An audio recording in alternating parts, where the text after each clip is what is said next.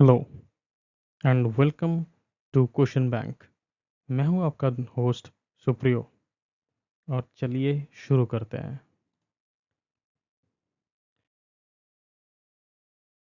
आज है अगस्त 11, 2025 और यह है आपके daily current affairs your daily dose of Tripura.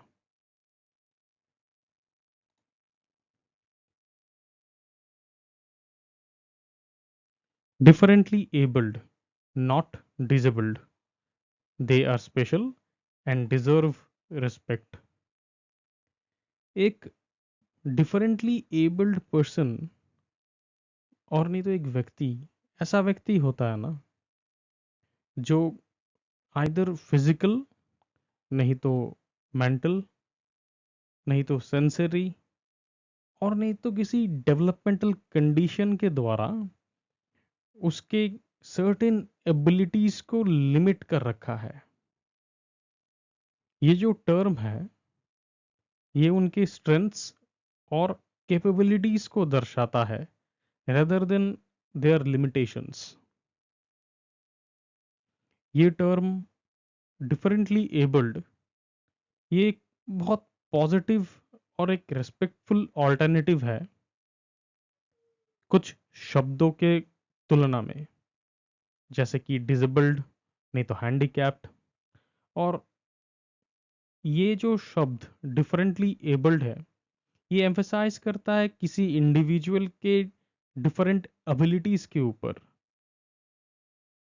ये आइडिया हाईलाइट करता है इंक्लूशन, डिग्निटी और potential rather than just any disability. हमारे एग्जाम के पर्सपेक्टिव से इस न्यूज़ कटिंग से हमें जो इम्पोर्टेंट नज़र आ रहे हैं, जो हम इन्फर कर सकते हैं, वो है कॉन्स्टिट्यूशनल प्रोटेक्शन जो डिफरेंटली एबल्ड पर्सन्स को दिया जाता है, major government acts and policies. Constitutional protection जो डिफरेंटली एबल्ड पर्सन्स के लिए है, ऐसा नहीं है कि हमारे कॉन्स्टिट्यूशन में डिफरेंटली एबल्ड जो ये शब्द है वो कहीं एक्सप्लिसिटली मेंशन किया हुआ है, पर हमारे फंडामेंटल राइट्स और directive principles of state policy के द्वारा हम किसी व्यक्ति के, किसी डिफरेंटली एबल्ड व्यक्ति के डिग्निटी और इक्वलिटी को सेवगार्ड करते हैं और उनका पार्टिसिपेशन, उनका एमलगेमेशन विद द सोसाइटी, ये हम इंश्योर करते हैं। कॉन्स्टिट्यूशनल प्रोटेक्शन में जो रिलेवेंट आर्टिकल्स आगे आते हैं उनमें है आर्टिकल 14 जो इक्वलिटी बिफोर लॉ दर्शाता है, आर्टिकल 15 क्लॉज 1, आर्टिकल 15 क्लॉज 2 जो प्रोहिबिट करता है discrimination on the grounds of religion, race, caste, sex और प्लेस ऑफ बर्थ। इसको हम डिसेबिलिटी के थ्रू भी इंटरप्रेट कर सकते हैं। Article 16 equality of opportunity in public employment, जिसमें रिजर्वेशन भी दिया जाता है to the persons with disabilities.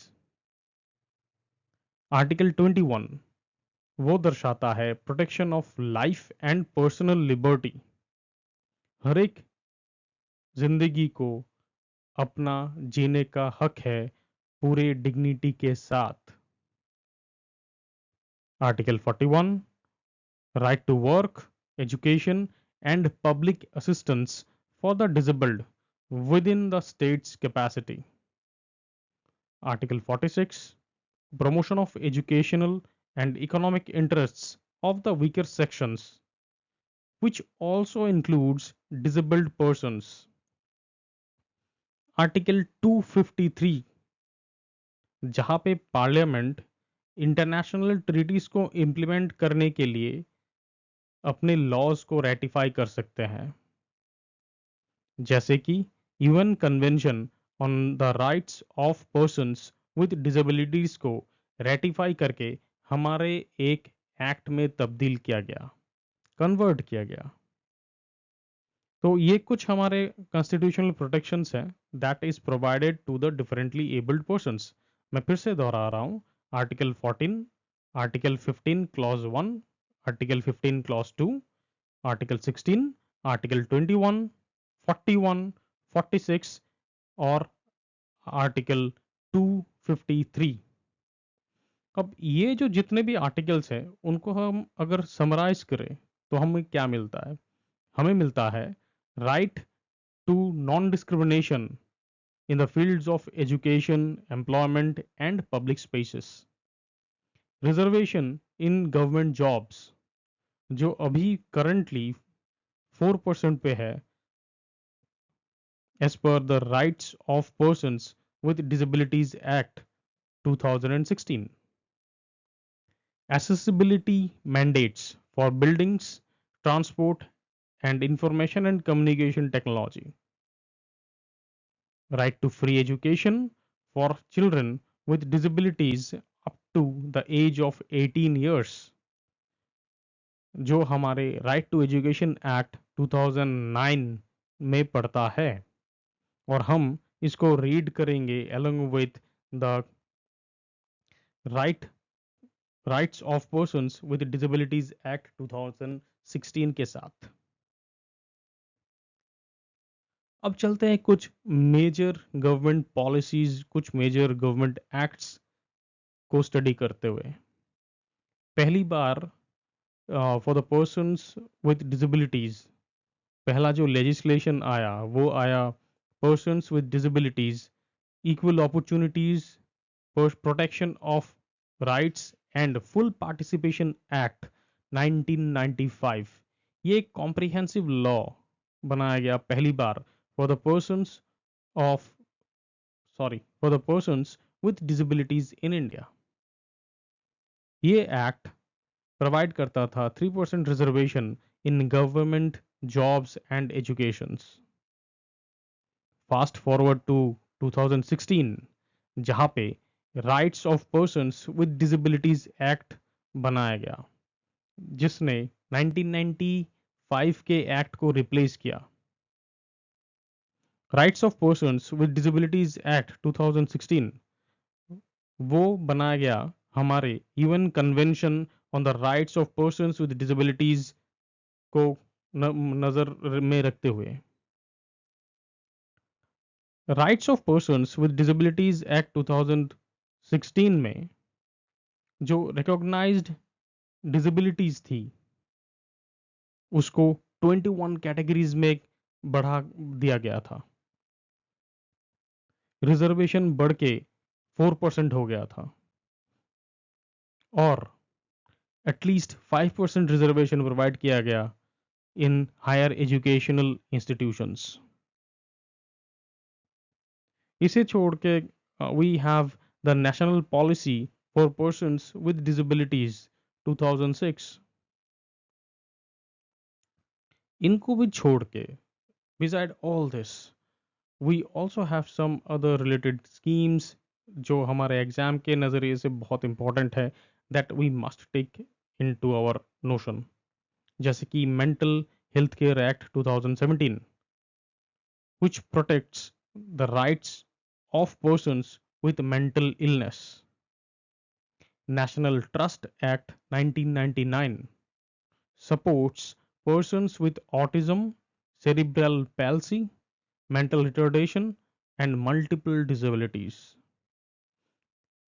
सुगम्य भारत अभियान Accessible India campaign improves physical, digital and transport accessibility.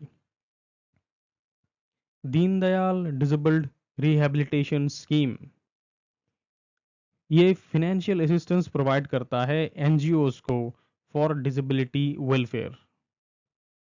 Assistance to disabled persons for purchase और fittings of aids and appliances, जिसको ADIP scheme भी कहा जाता है। It provides assistive devices at subsidised rates. Subsidised rates पर हमारे जो differently abled जो इंडिविजुअल्स होते हैं उनको जो इंस्ट्रूमेंट्स चाहिए होंगे उसको बहुत कम रेट में उनको प्रोवाइड किया जाता है। With all this I hope कि ये डिफरेंटली एबल्ड का जो सेक्शन है we have covered it well.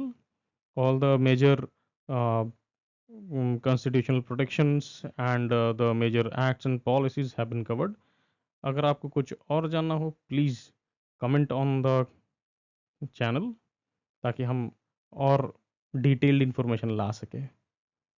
तो moving on the next topic which would be are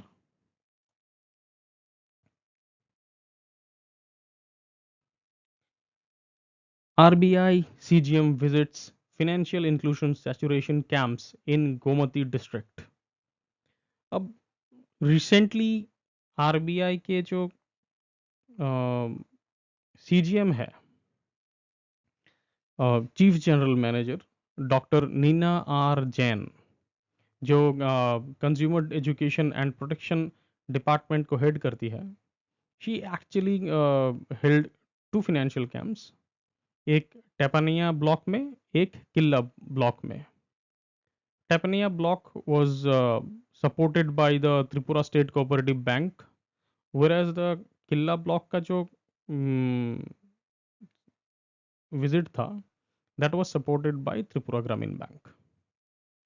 वहाँ पे सोशल सिक्योरिटी स्कीम्स के बारे में इन्वॉल्वमेंट हुआ between the local public, the MLAs were present. तो इन सब ये मोटा मोटा ये कहानी था। और इन सब चीज़ों में the important thing for our exam perspective में जो मुझे नज़र आया वो है कि द सोशल सिक्योरिटी स्कीम्स जो है कि प्रधानमंत्री जीवन ज्योति बीमा योजना, दूसरा है प्रधानमंत्री सुरक्षा बीमा योजना और अटल पेंशन योजना। ये फुल फॉर्म्स पूछे जा सकते हैं और please try to go through the nitty gritties of these योजनाज, ये इम्पोर्टेंट है। इसको छोड़ के और एक चीज़ जो मीटिंग में जो आया वो था ओम्बड्समैन, बिकॉज अभी रिसेंटली बहुत सारे केसेस हो रहे थे regarding the financial losses that were happening due to scams and some other things। अब ओम्बड्समैन की जब बात आती है, who is an ombudsman? Ombudsman एक इंडिपेंडेंट इम्पार्शियल अथॉरिटी होता है जिसको अपॉइंट किया जाता है to investigate complaints from the public. अब किसके ऊपर? अगेंस्ट द गवर्नमेंट एजेंसीज, जैसे कि बैंक्स हो गए, इंश्योरेंस कंपनीज हो गए और अदर इंस्टीट्यूशंस हो गए। Now the idea is to provide a speedy, cost free और fair way grievance redressal without going to the court. Court जाए बिना ही हमको एक स्पीडी, कॉस्ट फ्री और एक fair way grievance redressal mechanism हमें मिल जाता है with the help of ombudsman. अब बहुत सारे टाइप के ओम्बड्समैन मिलते हैं हमारे इंडिया में, जैसे कि बैंकिंग ओम्बड्समैन स्कीम जो प्राइमरीली बहुत पहले 1995 में आरबीआई ने इंट्रोड्यूस किया था, बाद में रिवाइज किया गया इसको 2006-2017। और करंट इसका स्टेटस ये है कि ये इसका आरबीआई इंटीग्रेटेड ओम्बड्समैन स्कीम बन चुका है 2021 में। इसको छोड़ के we have the insurance ombudsman scheme जो गवर्नमेंट ने 1998 में लॉन्च किया हुआ था। It covers the complain against the life insurers, the general insurers. एक इनकम टैक्स ओम्बड्समैन स्कीम था जिसको विड्रॉ कर लिया गया 2019 में। इसको छोड़ के भी बहुत सारे ओम्बड्समैन हमें मिलते हैं, जैसे कि इलेक्ट्रिसिटी ओम्बड्समैन, लोकपाल लोकायुक्ता, ये भी ओम्बड्समैन है। एक pension fund regulatory and development authority है, पीएफआरडीए, उसका भी ओम्बड्समैन है हमारे पास। तो सिंस दिस इज, ये जो खबर है ये आरबीआई के ऊपर है, तो हम आरबीआई इंटीग्रेटेड ओम्बड्समैन स्कीम 2021 जो लेटेस्ट है उसको हम थोड़ा रिवाइज कर लेते हैं। The RBI integrated ombudsman scheme 2021 ये किस किस चीज़ को कवर करता है? ये कवर करता है हमारे एनबीएफसीज को, हमारे मीन्स नॉन बैंकिंग फाइनेंशियल जो इंस्टीट्यूशंस हैं वो सारे, हमारे बैंक्स को, शेड्यूल्ड बैंक्स सारे आते हैं, नॉन शेड्यूल्ड बैंक्स सारे आते हैं, हमारे प्रीपेड पेमेंट इंस्ट्रूमेंट इंश्योरर्स को। ये लॉन्च कब किया गया? लॉन्च किया गया 12 नवंबर 2021, 12 नवंबर 2021 को लॉन्च किया गया। आरबीआई इंटीग्रेटेड ओम्बड्समैन स्कीम ये एक one nation one ombudsman philosophy पे चलता है, यानी it is a single point for all complaints. आपको ऑनलाइन कंप्लेंट फाइलिंग करनी पड़ती है सीएमएस पोर्टल के द्वारा। ये फ्री ऑफ कॉस्ट रहता है और generally decision within 30 days आ जाता है। ये ग्रीवेंस रिड्रेसल को फास्टर बनाता है, चीपर बनाता है और सिटीजन फ्रेंडली बनाता है। पब्लिक ट्रस्ट और फाइनेंशियल इंस्टीट्यूशन में ऑब्वियसली बढ़ाता होगा, right? So this is what we cover for RBI, the social security scheme, the ombudsman or integrated ombudsman scheme 2021. Again, if you have something more to listen, please हमें comment कर दीजिए, subscribe to our channel in such a manner कि हम लोग इसको और deeply research कर सके and it would be beneficial for each and everyone.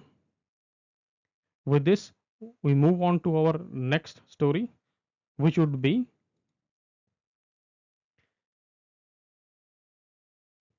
CM promotes हर घर तिरंगा ahead of Independence Day.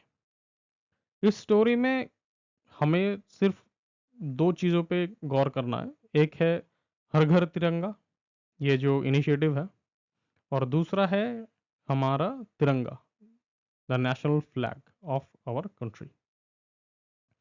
हर घर तिरंगा ये एक नेशन वाइड कैंपेन है जो गवर्नमेंट ऑफ इंडिया ने under the Azadi ka Amrit Mahotsav initiative में लॉन्च किया हुआ था। और इसका एक सिंपल इनिशिएटिव जो इसका एक सिंपल एक गोल है ये कि to encourage the citizens to host national flag at their homes. ये मिनिस्ट्री ऑफ कल्चर इसको लॉन्च किया 2022 को, जब इंडियन इंडिपेंडेंस को 75 इयर्स हुए हैं। आज 2025, ये आज 78th ईयर है। यूजुअली हर घर तिरंगा ये हर साल अगस्त के 13 से 15 को ये डेट्स में चलते हैं। The participation usually is by the citizens, the government bodies, the private organizations and institutions. अब फ्लैग कोड ऑफ इंडिया को थोड़ा रिलैक्स कर दिया गया था to allow the Indian national flag to be flown day and night by members of the public at their homes. 2022 को flag code of India में थोड़ा अमेंडमेंट किया गया ताकि नेशनल फ्लैग को दिन रात फ्लो करवाया जा सके, लगाया जा सके पब्लिक के द्वारा अपने घर पे। पहले ऐसा नहीं था। अगर अमेंडमेंट के पहले अगर हम थोड़ा ये फ्लैग कोड ऑफ इंडिया में नज़र दौड़ाएं तो पहले ये नहीं था।